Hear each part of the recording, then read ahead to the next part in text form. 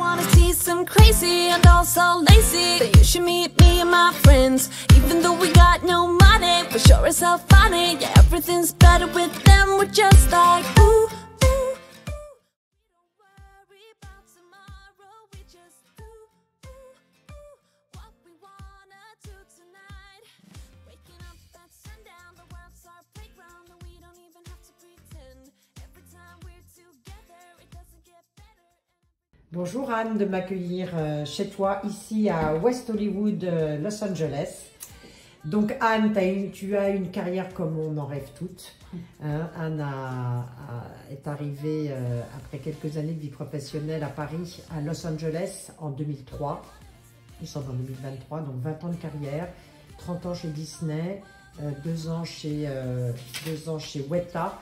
Weta bien connu pour avoir produit les films Avatar.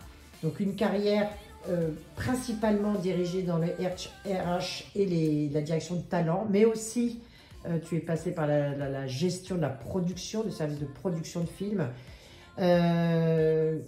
3 enfants, un mari qui t'a suivi, ce qui n'est pas banal, hein, qui a quitté l'Europe pour venir te suivre ici à Los Angeles. Eh bien Anne, en 2 mots, qu'est-ce qui t'a poussé à faire cette vie? Dans ma vie, je pense que c'était le bonheur de pouvoir partager à la vie d'autres et de donner ce que j'avais à donner. Je suis très intriguée par les êtres humains et par la façon dont ils se comportent et savoir comment une société fonctionne, comment une organisation se comporte. Et donc ça a toujours été une passion et mon métier a été une passion, ainsi que ma famille, et j'ai eu l'opportunité de le mettre en réalisation dans ma vie.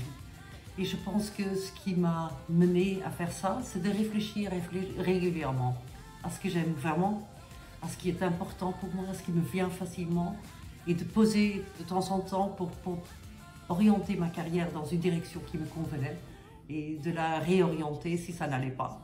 Oui, et ça, alors j'ai entendu tout à l'heure quelque chose d'important, parce que tu as démarré ta carrière donc dans une banque, à Bruxelles, et tu es quelqu'un qui demande. On parlait du dare to ask, tu es quelqu'un qui sait demander. Ça a été fondamental dans ta vie, ça? Tout à fait. Je pense que c'est très important de demander ce dont on a besoin, parce que c'est difficile pour d'autres personnes de le deviner. Et donc, et la première chose que tu as demandé, c'est d'aller à Harvard, hein, parce que ça, c'est quand même important, ouais. Qui a été quand même un point majeur dans ta vie, pour réfléchir, bon, dans ta vie personnelle, puisque tu as rencontré ton mari, mais aussi dans ta vie professionnelle, puisque tu m'as parlé de quelque chose qui est très fort, c'est savoir poser un problème. Ça résout déjà pas mal de problèmes. Mais première chose, c'est là où tu as déjà démarré à demander. Hein. Oui.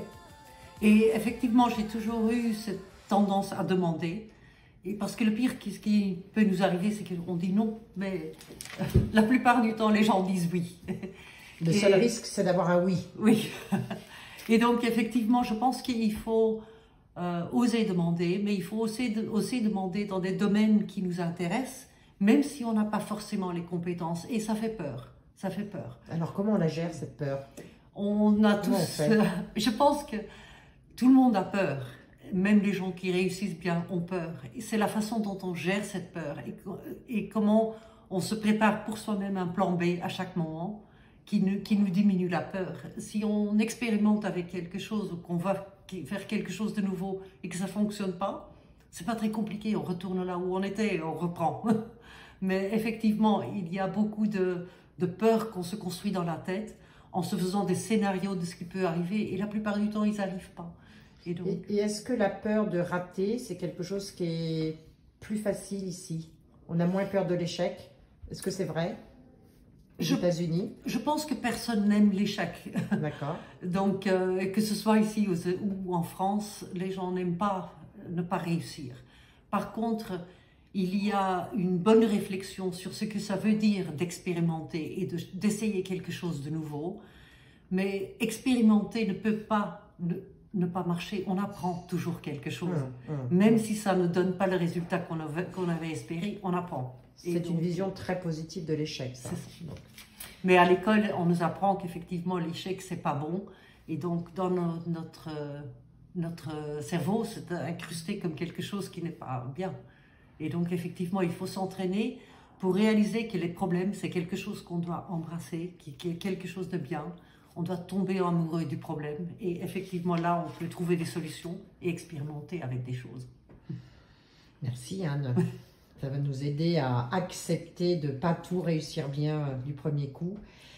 Dans notre préparation de cet entretien, je t'ai demandé de réfléchir à ces moments de bascule qui ont fait que tu as eu cette carrière incroyable, qui a une vie avec beaucoup de travail, mais beaucoup de, on voit, hein, beaucoup de satisfaction.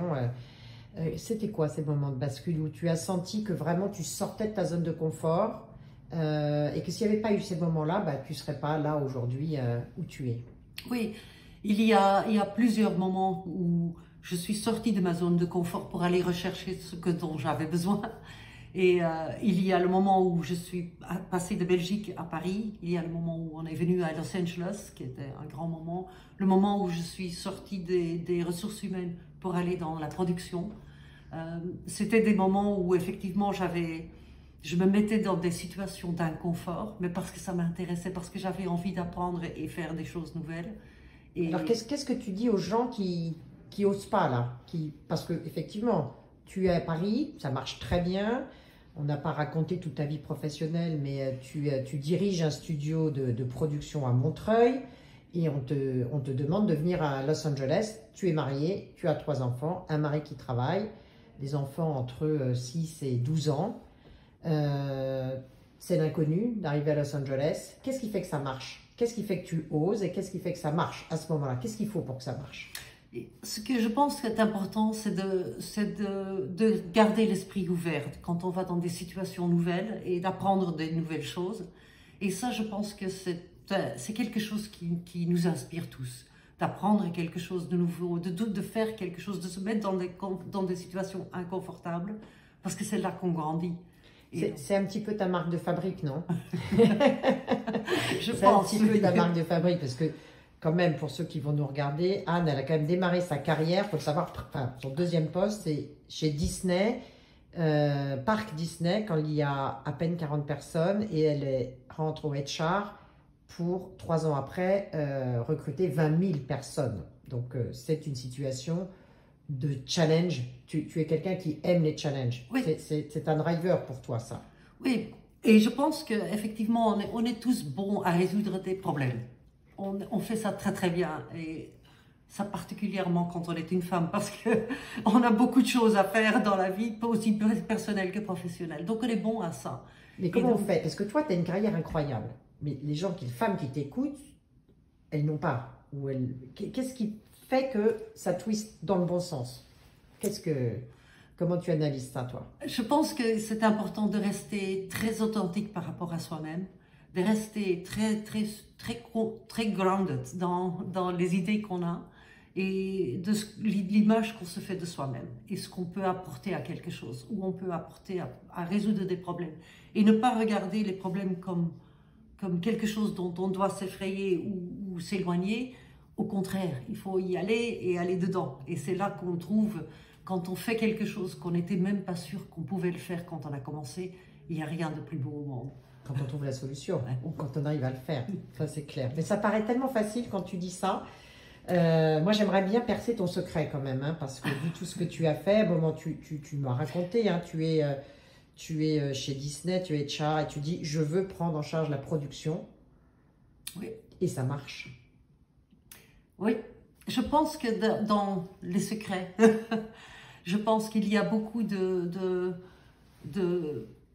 curiosité, beaucoup d'écoute et beaucoup d'humilité. Et c'est avec ces ingrédients-là qu'on puisse avancer dans la vie. Et c'est comme ça qu'on grandit. Excuse-moi, je te coupe parce que tu m'as raconté quelque chose de très intéressant qui m'a marqué, c'est que tu es HR, ressources humaines, tu prends en plus, enfin tu demandes à prendre en plus le poste de la production, donc dans le faire, dans le métier, là, le cœur de métier, et tu dis, je questionne les gens, et en fait, à force de questionner, de demander pourquoi vous faites ça comme ça, en fait, tu t'aperçois que pas forcément de réponse, et c'est par ce process, vas-y, je te laisse finir, que tu arrives à changer en fait la façon de travailler. C'est très intéressant. Et sans avoir la connaissance du métier, puisque tu l'as de l'extérieur, mais tu n'es pas dans le faire. Toi, c'est pas ton métier de faire de la production. Mais malgré tout, tu arrives à prendre ce poste de management de la production du studio en posant des questions. Ça, pour moi, c'est une vraie leçon. Tu peux nous en dire plus? Oui, je pense que dans ce qu'on puisse apporter, quand on arrive dans une situation où on n'est pas forcément l'expert, et qu'on puisse poser des questions avec curiosité et en rajoutant, on peut trouver les gens où ils sont. Et après, effectivement, on peut bouger les gens. On peut les faire accompagner dans un autre endroit ou dans quelque chose où ils font les choses différemment, ce qui n'est pas facile parce que personne n'aime le changement. Les gens aiment bien les choses qui sont familières. Et en tant que responsable, en tant que leader, quand on est un pas en avant des autres, on est un bon leader. Si on est 10 pas en avant des autres, on est un martyr. Parce qu'ils ne peuvent pas suivre, ils ne savent pas où on est. Et donc, très intéressant ça. Quand il faut être là où sont les gens, il faut les écouter, il faut qu'on puisse se mettre sur la même longueur d'onde pour pouvoir bouger vers autre chose. Très intéressant. Alors, il y a une autre chose que tu m'as dit, j'aimerais bien que tu reviennes là-dessus. On a parlé de leadership des femmes. Et toi, tu as une vision qui est très intéressante en disant, c'est pas en faisant travailler les gens, les femmes, sur un leadership au féminin, qu'on va résoudre le problème du manque de leaders de femmes dans les entreprises. Tu peux me développer un peu ce point? Oui, je pense que c'est très important qu'on donne du leadership development, mais je pense qu'il est également important de le donner aux hommes qu'aux femmes. Et le problème n'est pas que nous, en tant que femmes, on a besoin de plus de développement. On est aussi développés et on a beaucoup de choses à apporter. Le problème est un problème systémique dans la société où les femmes ne peuvent pas toujours accéder à ces postes parce que le parcours, les choix ne sont pas faits de façon transparente ou en faisant complètement en intégration de ce qu'on a apporté. Donc ce qu'il faut, c'est vraiment analyser le problème, pourquoi les femmes ne sont pas où ils sont, mais ce n'est pas parce qu'on n'est pas assez formés. C'est ce que tu disais, les talents, tu m'as fait une phrase qui était très jolie, en disant le talent n'est pas distribué inégalement, mais ce sont les opportunités qui ne sont pas là. Donc un message pour les dirigeants d'entreprise ou les HR, c'est ouvrez les opportunités. Tout à fait. On est d'accord. Ça c'est très intéressant parce que c'est une vraie question de se dire, mais en fait les femmes n'ont pas le bon leadership. Si, elles l'ont, mais il faut changer le système. On arrive bientôt à la fin.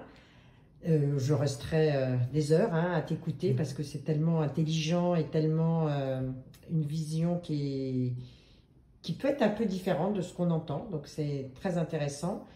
J'ai quand même une question sur tu vis aux États-Unis depuis 20 ans, tu as démarré ta carrière, une bonne partie de ta carrière presque half-half, pas tout à fait, mais donc tu connais bien le management à la française et la façon de fonctionner des femmes dans les entreprises en France, même s'il n'y avait pas énormément de femmes dans ton entreprise aux US.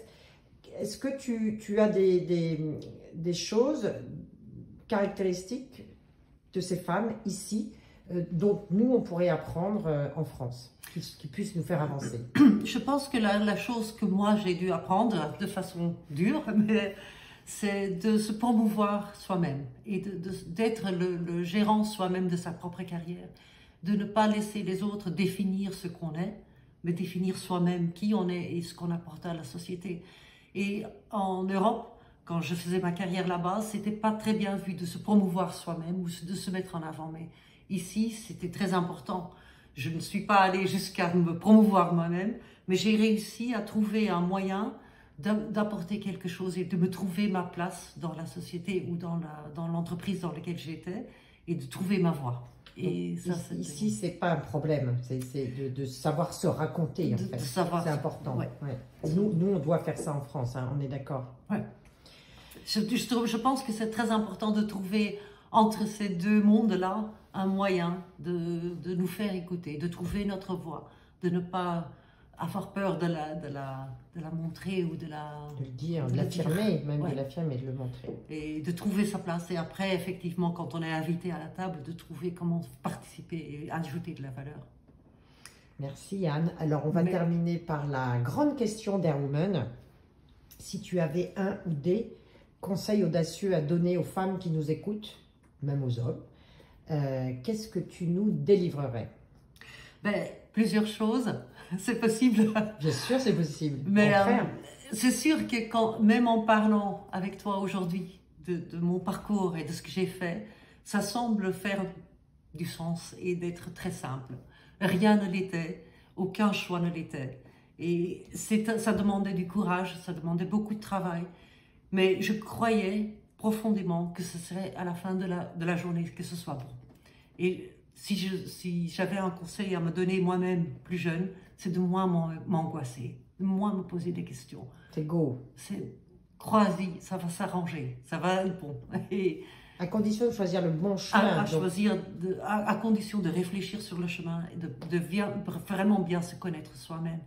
Mais, et quand je t'écoute, j'ai aussi la sensation de ouvre la porte, prends l'opportunité. Toujours. Hein? S'il y a une opportunité, s'il y a quelque chose qui nous intrigue, vas-y, lean in. C'est ça, moi, que je retiens de ton expérience, c'est qu'à chaque fois, tu m'as raconté toutes les étapes de ta carrière, que ce soit Harvard, c'est toi qui demandes et hop, tu prends.